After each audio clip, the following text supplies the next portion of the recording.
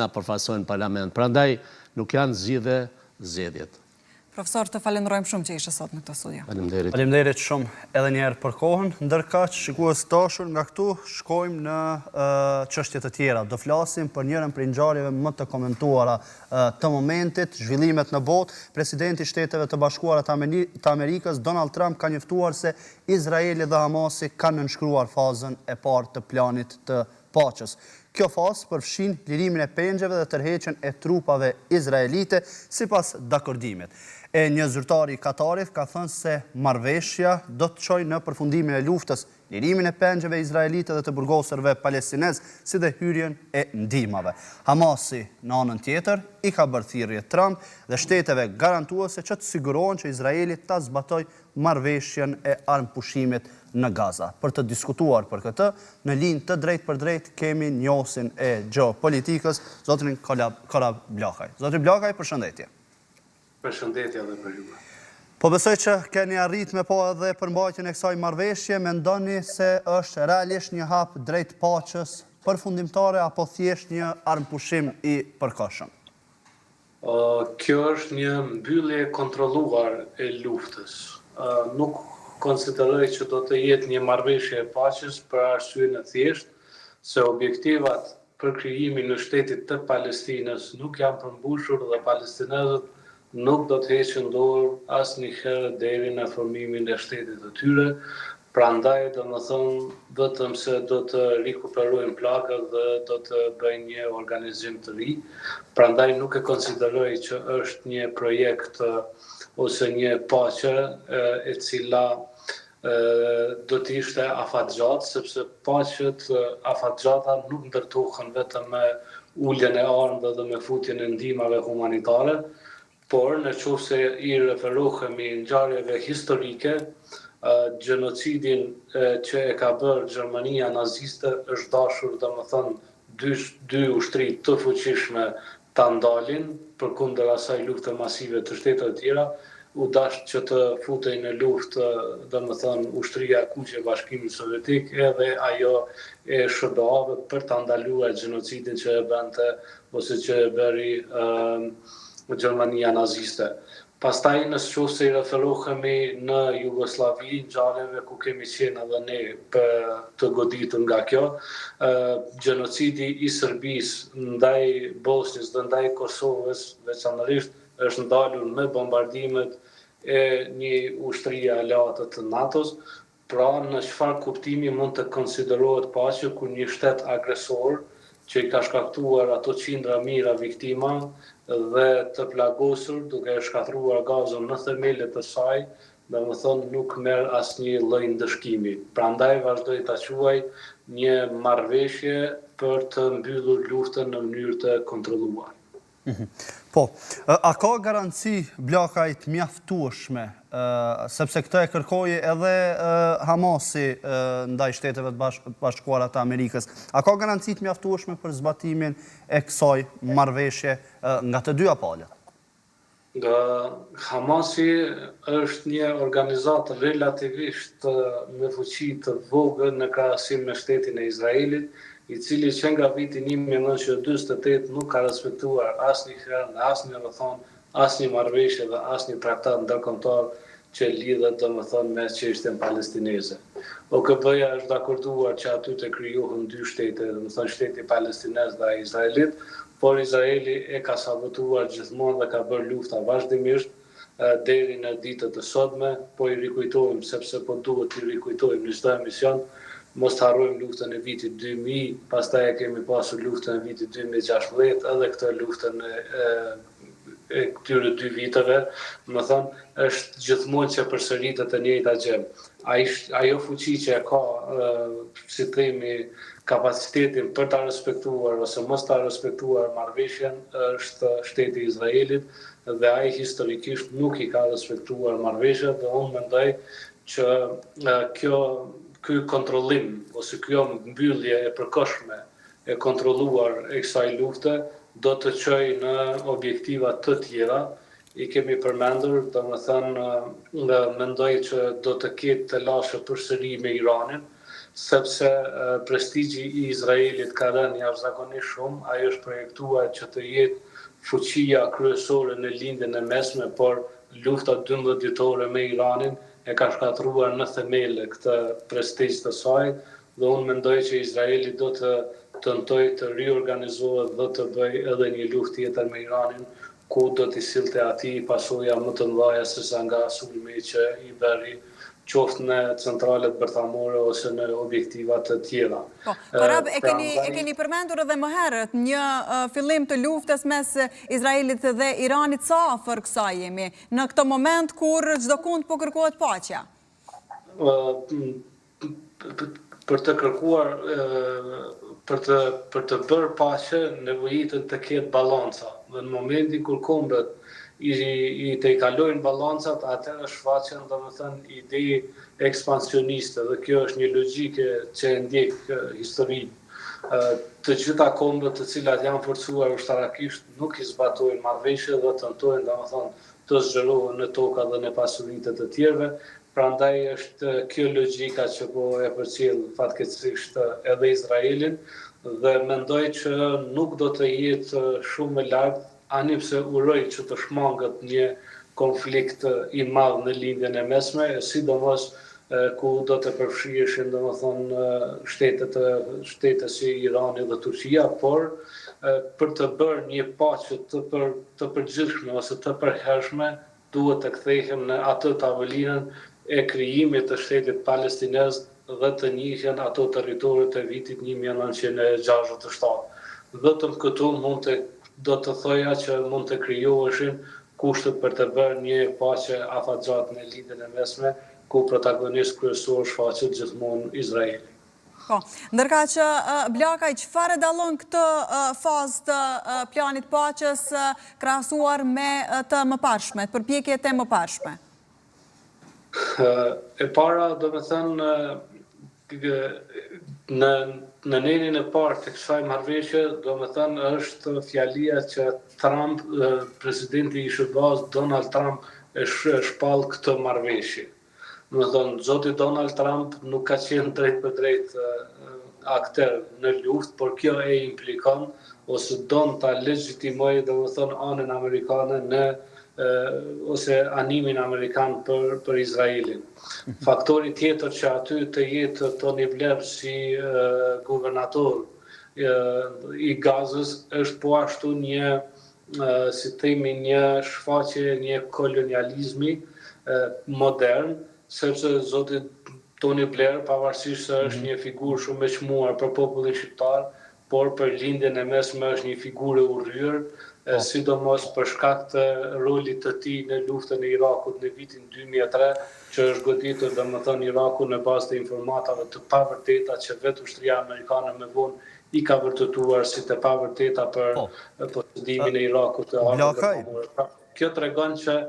aty nuk synohet paqja, por një marrëveshje e përkohshme dhe të shohim pastaj si Po, Blakaj, atë në fakt çfarë desha ti kthehesha edhe një herë dhe e that në përgjigjen, në fakt në këtë fjalinë e fundit. Pra, asesi nuk mundet që kjo marrëveshje e siguruar tani që të jetë bazë ndoshta për një marrëveshje paqe përfundimtare? Pra nuk janë gjasa të ndodhë kjo fare edhe me presionin e Shteteve të Bashkuara të Amerikës si dhe të tjerëve të përfshirë në këtë mes? Në qoftë se I referohemi gjendjes ku një protektorat ndërkombëtar do të futej në Gaza me atë modelin e Kosovës së vitit 1999, prapë është e palogjikshme, sepse Kosova në vitin 99 me marrëveshjen e Rambujës e ka legjitimuar domethënë një sulm, një bombardim të Jugosllavisë dhe një shkatrim të ushtrisë agresore. Prandaj, në rastin konkret, kjo trup paqëruese ose kjo organizatë ndërkombëtare e Kombeve Bashkuara që mund ta menaxhojë Gazën, nuk e ka dënuar agresorin. Agresori është aty me të gjithë potencialin dhe fuqinë e tij. Prandaj edhe kërkesat që Hamasi të dorëzojë armët, që të largohet, domethënë, definitivisht nga jeta politike dhe ushtarake e Gazës, do të thotë që aty të ketë një kapitullim sa i përket aspektit të sigurisë ose të menaxhimit të Gazës, ata nuk kanë të garantuar ardhmërinë politike as ardhmërinë e sigurisë të jetës dhe të sigurisë. Prandaj është një marrëveshje për të mbyllur domethënë këtë luftë deri tani, por që nuk është qartë se çfarë do të ndodhë në të ardhmen. Prandaj unë nuk shoh që është një marrëveshje paqe fatkeqësisht. Qartë. Në anën tjetër, Blakaj, kemi parë në mediat ndërkombëtare video të shumta të popullit izraelit, të cilët janë të lumtur me këtë marrëveshje dhe presin që të dashurit e tyre të kthehen në Izrael. Megjithatë, besoni që do të respektohet edhe nga Izraeli kjo gjë, pra që të bëhet kthimi i trupave nga të dyja palët? Unë mendoj që ndërprerja e luftës ju konvenon të dy anëve, por edhe bashkisë ndërkombëtare që humbi fare, domethënë objektivitetin me mos reagimin e saj mbi 2 vjeçar mbi këtë masakër, i konvenon edhe ushtrisë izraelite e cila nuk i arriti në asnjë rrethon objektivat e saj të cilat i foli herën e parë, i konvenon edhe Hamasit, domethënë që të rikuperojë humbjet dhe të shtojë fuqinë e saj ose të mbush përsëri magazinat e saj me armatime dhe me ndihma të tjera, i konvenon edhe popullit palestinez të uritur dhe i konvenon po ashtu edhe popullit izraelit të lodhur me një luftë tërmuese e cila nuk po fitohej në asnjë rrethon. Në anën tjetër i konvenon edhe vetë regjimit të shtetit të Netanyahut, sepse ai domethënë e pati projektuar që të largoj definitivist popullatën palestineze nga Gaza dhe me qenë se nuk po arrihen këto objektiva, atëherë ju konvenon domethënë një marrëveshje për të ulur armët në këtë fazë ju konvenon të gjithëve. Mirë po, shtetet që aty domethënë janë garantues të marrëveshjes, Turqia, Katari, Egjipti dhe të tjera, përjashto Turqinë që e ka një lloj ndikimi, shtetet e tjera në këtë mes janë fare të parëndësishme. Në Katar, domethënë, u pa fuqia e Katarit kur i sulmoi në kundërshtim me të gjitha konventat ndërkombëtare të ambasadorëve dhe negociuesve, i sulmoi domethënë Izraeli negociatorët palestinez në Katar. Pra ata nuk kanë kurfar fuqie garantuese. Qartë. Blakaj, kur po e përmend popullin palestinez të uritur, pyetja e parë që më vjen ndërmend dhe po besoj që është tetë e rëndësishme për të ushtruar, është a do të lehtësohet me këtë marrëveshje edhe hyrja e ndihmave, përfshirë këtu ushqimeve për popullatën atje, meqense një gjë e tillë është parandaluar shpeshherë. Gaza ka pasur një blokadë totale, këto vitet e fundit ka qenë një blokadë absolute, në bazë të së drejtës ndërkombëtare, palëve në luftime ju garantohet prapavia, edhe në ato shtete kur bëhet luftë dhe nuk ka një vend tërheqje, mekanizma ndërkombëtar obligohen t'i krijojnë palës e cila nuk ka një zonë ku mund të tërhiqet, domethënë t'ia garantojnë këtë, kanë tentuar ta bëjnë në Sarajevo, domethënë në Srebrenicë, sepse pala bosnjake, si themi, nuk ka pasur asnjë vend ku mund të tërhiqej, veçse brenda territorit të saj dhe OKB-ja e pati garantuar Bosnjën, domethënë si zonë ku mund të tërhiqej shkrim në popullata, zonën e Srebrenicës, por nuk e mbajti fjalën. Dhe këtë kuptim, populli palestinez ka qenë fare i bllokuar, u pa edhe ajo flotilda që u nis në detin Mesdhej për ta thyer atë blokadën, domethënë Gaza jo që është bllokuar nga toka, domethënë dhe nuk i janë lejuar fare asnjë lloj kalimi në vija kufitare, por asaj ai është bllokuar për vite të gjata edhe deti. Nuk themi për detin vetëm për këto 2 vitet e luftës, por ka qenë e bllokuar, domethënë qysh me rastin e asaj anijës turke që ka tentuar ta thyejë këtë blokadë, prandaj ajo është një popullat e uritur, e stërlodhur, e plagosur, me tepër shumë viktima, pa medikamente dhe buz një katastrofë të përgjithshme që do të ishte turpi i të gjithë njerëzimit. Prandaj, domethënë, është një sukses futja e ndihmave humanitare, ani pse shteti ose popullata për 2,5 milionë banorëve nuk mund të mbahet përfundimisht ose për kohë të gjatë me ndihma humanitare, por vetëm një fazë kaluese deri të fillojë rindërtimi i jetës aty. Unë në pas video dhe popullat palestineze tepër të gëzuar, fëmijë që qanin domethënë nga gëzimi i futjes së kamionëve, sidomos atyre ku ishte gjysmëhana turke dhe flamuri egjiptian, prandaj domethënë aty do të fillojë, si themi, ai ndihmat të cilat do të fillojnë të shuajnë urinë e stërgjatur të popullatës palestineze. Blakaj, të flasim shkurtimisht edhe për një deklaratë të presidentit serb Aleksandar Vučić, duke qenë se reagoi pas arritjes së dronëve kamikaz në Kosovë, në një farë mënyrë, siç e potencoi edhe presidenti Vjosa Osmani, edhe kërcënoi Turqinë. Mirë, po dje doli me një deklaratë ku tha se jemi shumë të vegjël për ta kërcënuar Ankaran. Shtetet ballkanike vërtet prodhojnë më shumë histori dhe më shumë propagandë se sa që realisht kanë fuqi. Kjo është një thënie një kryeministër të njohur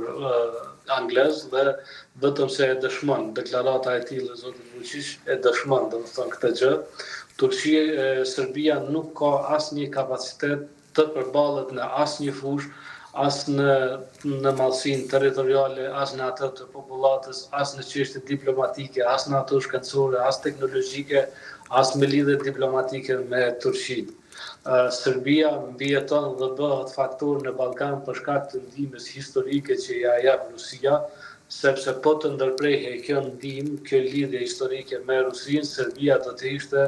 një shtet shumë i dëgjueshëm, shumë i disiplinuar dhe nuk do të kishte asnjëherë në asnjë rrethon, domethënë ambicie ekspansioniste, por është ndihma ruse historike që i bën ata domethënë faktor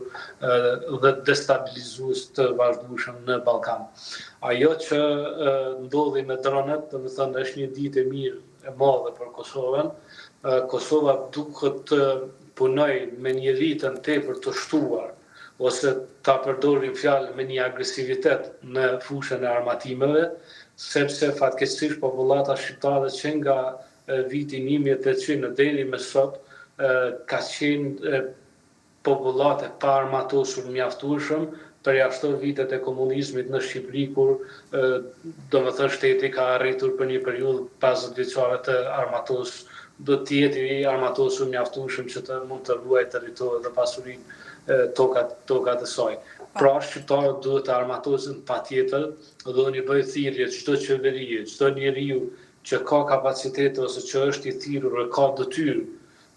që ka mision zyrtar për që punon në organizata të shtetit, që të angazhohen maksimalisht që Kosova të armatoset, jo vetëm me armë për komsorinë, por të armatoset me të gjitha armët që i duhen për ta zvogluar atë asimetrinë që e kemi me shtetin e Serbisë, i cili fatkeqësisht buxhetin për ushtrinë ka pasur 1,3 miliard dollar, ka bler nga Franca avion sulmues, po ashtu nga Izraeli me marrëveshje 1,6 miliard me kompaninë Elbit, i ka firmat e saj të prodhimit armatimeve dhe merr sisteme nga Rusia, nga Izraeli, nga Irani, nga Kina. Pra, ne duhet ta zvoglojmë këtë asimetri të fuqisë ushtarake me Serbinë dhe këta dronë që kanë ardhur janë tepër të mirë së ardhur, një vlerë shtuar në duart e një popullsie paqdashëse.